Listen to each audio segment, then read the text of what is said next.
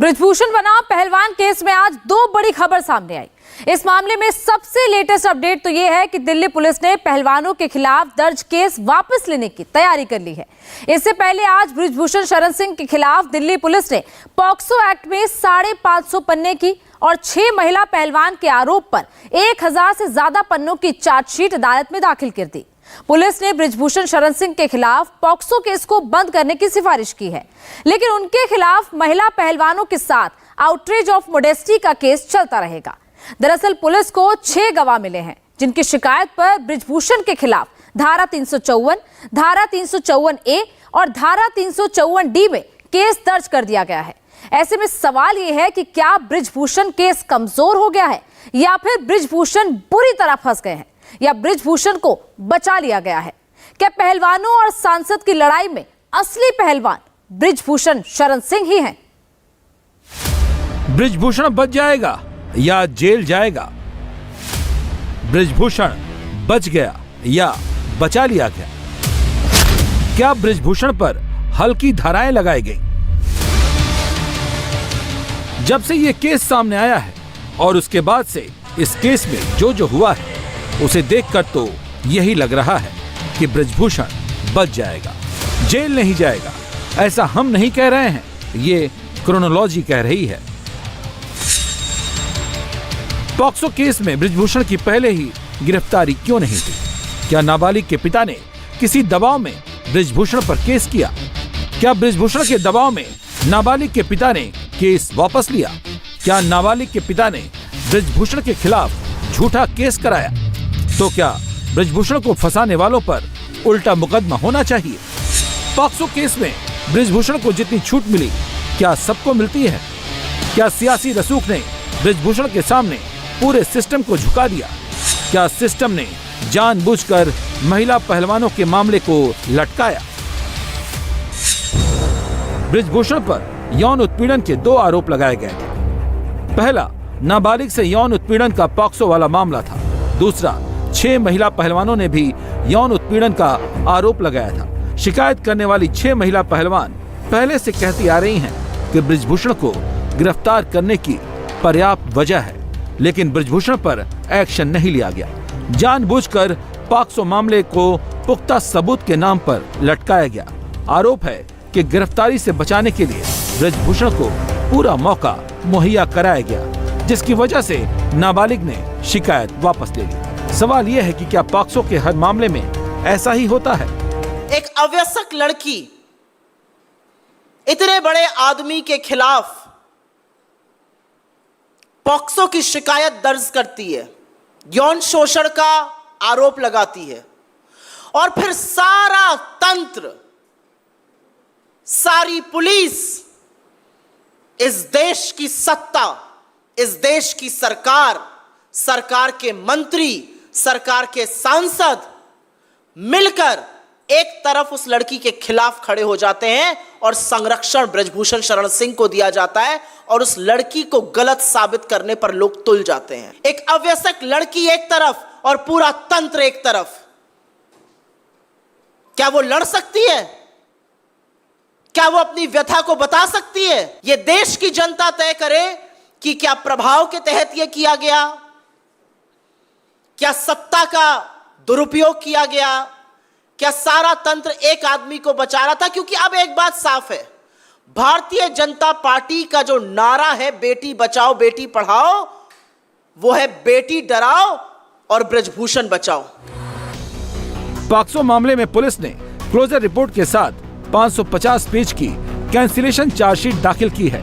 Patiala House Court में police की तरफ से कहा गया है कि नाबालिग महिला पहलवान और उसके पिता ने यौन शोषण के आरोप वापस ले लिए हैं। सूत्रों के मुताबिक जो वजह सामने आई है उसमें नाबालिग ने कहा है कि मेरा सिलेक्शन नहीं हुआ था, मैंने बहुत मेहनत की थी, मैं डिप्रेशन में थी, इसीलिए गुस्से में यौन शोषण का मामला दर्ज करवाया था।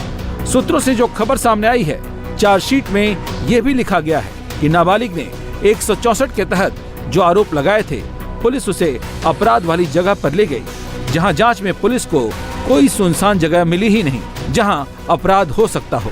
अपनी शिकायत में नाबालिग ने दावा किया था कि आरोपी ने उसे अपने कमरे में बुलाया था जहां कथित तौर पर जोर जबरदस्ती की गई। एक माइनर रसलर की एलिगेशंस थी, उनके फादर की कंप्लेंट थी, कंप्लेनेंट फादर थे, तो कंप्लेनेंट और एलिज विक्टिम दोनों की जब स्टेटमेंट रिकॉर्ड की गई तो उसके बेसिस के ऊपर हमने उसका कैंसिलेशन फाइल किया है। लेकिन जो भी एविडेंस है ये पार्ट ऑफ चार्जशीट है, तो चार्जशीट अभी पब्लिक डॉक्यूमेंट नहीं है, तो मैं उस पर कमेंट नहीं करूंगी। अच्छा, दूसरा जो cancellation report Patiala House Court में पेश की गई है, वो कैंसिलेशन रिपोर्ट किस आधार पे की गई है? क्या कुछ एविडेंस वगैरह मिले हैं या कुछ और?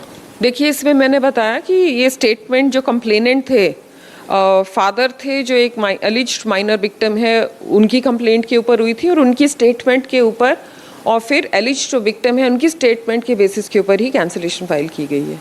4 जुलाई को कोर्ट में सुनवाई के दौरान कोर्ट पुलिस से जरूर पूछेगा कि क्या पीड़िता और उसके पिता पर किसी तरीके का दबाव था जो उन्होंने अपनी शिकायत वापस ले ली, और अगर ऐसा नहीं है तो आखिरकार फिर ब्रजभूषण के खिलाफ मुकदमा ही दायर क्यों कराया गया। अगर ब्रजभूषण सही है तो उन्हें सजा नहीं मिलनी चाहिए, लेकिन सवाल पुलिस पर तब भी उठेगा कि क्या हर पॉक्सो के मामले में ऐसे ही ब्रजभूषण की तरह छूट मिलती है। पॉक्सो केस में ब्रजभूषण का क्या होगा, ये 4 जुलाई को कोर्ट डिसाइड करेगा। लेकिन कई सवाल ऐसे हैं जिनका जवाब ब्रजभूषण को भी देना होगा और दिल्ली पुलिस को भी, नाबालिग पहलवान और शिकायत करने वाले उसके पिता को भी। हो सकता है ब्रजभूषण पॉक्सो में बच जाए, लेकिन 6 बालिग महिला पहलवानों के मजिस्ट्रेट के सामने दिए 164 के बयान ब्रजभूषण की मुश्किलें बढ़ा सकते हैं। महिला पहलवानों की शिकायत पर ब्रजभूषण के खिलाफ आईपीसी की धारा 354, 354A, 354D के तहत दिल्ली के राउज एवेन्यू कोर्ट में चार्जशीट दायर की गई है। इसी मामले में ब्रजभूषण के साथ सह आरोपी विनोद तोमर के खिलाफ आईपीसी की धारा 109, 354, 354A, 506 के तहत चार्जशीट दाखिल की गई है।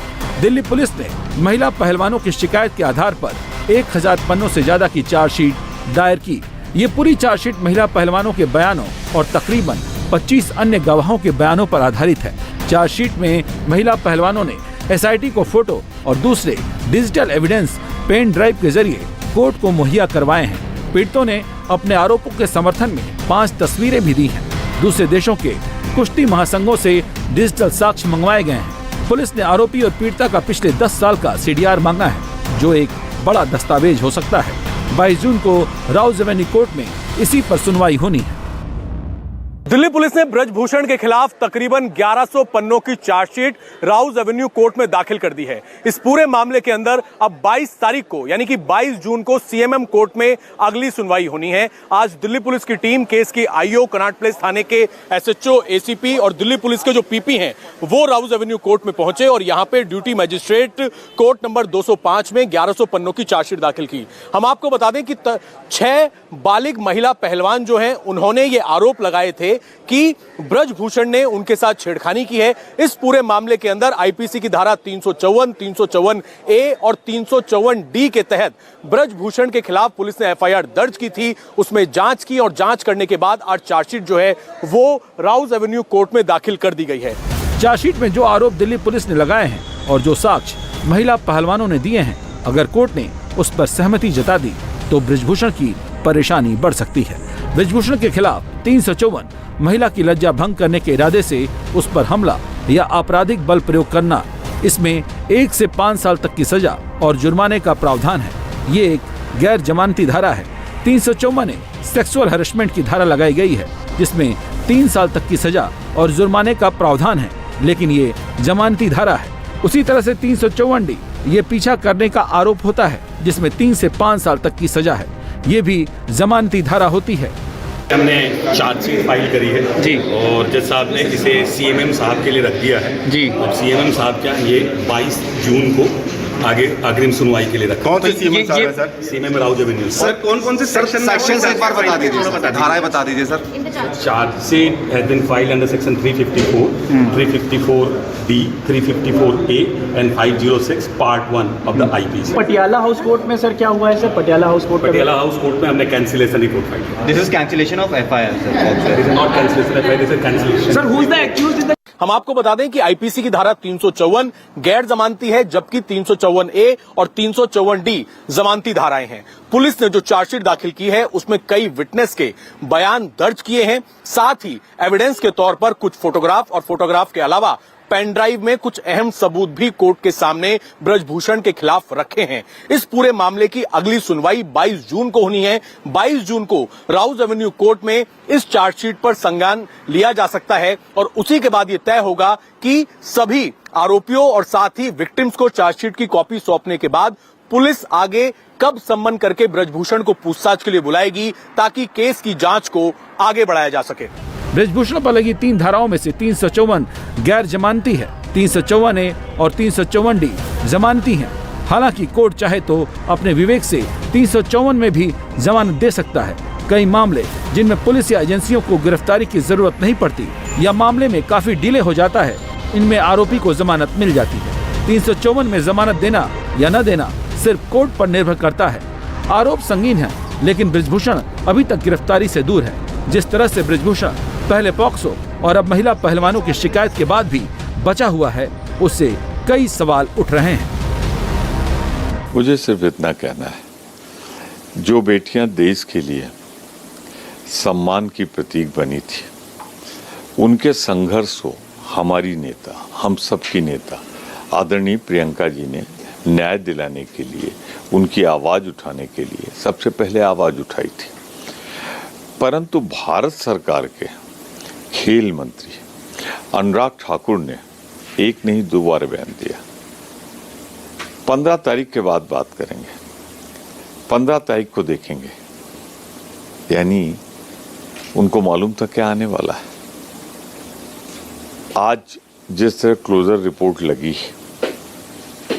उससे तो ये लगता है कि खेल मंत्री जी को मालूम था या खेल मंत्री जी के इशारे पर रिपोर्ट लगी। तो इस रिपोर्ट की निष्पक्षता कितनी दूर तक है, ये तो मैं पूरी रिपोर्ट पढ़ने के बाद ही इस पर अपनी प्रतिक्रिया दूंगा। सुप्रीम कोर्ट के जज अरनेश कुमार के जजमेंट के मुताबिक अगर कोई केस के अंदर सजा का प्रावधान 5 से 7 साल तक का है तो ऐसे में ये आईओ पर निर्भर करता है कि क्या केस के अंदर गिरफ्तारी की जरूरत है या नहीं। अगर कोई आरोपी पुलिस को पूरी तरीके से सपोर्ट कर रहा है तो 5 से 7 साल सजा वाले प्रावधान में गिरफ्तारी की तुरंत जरूरत नहीं होती है।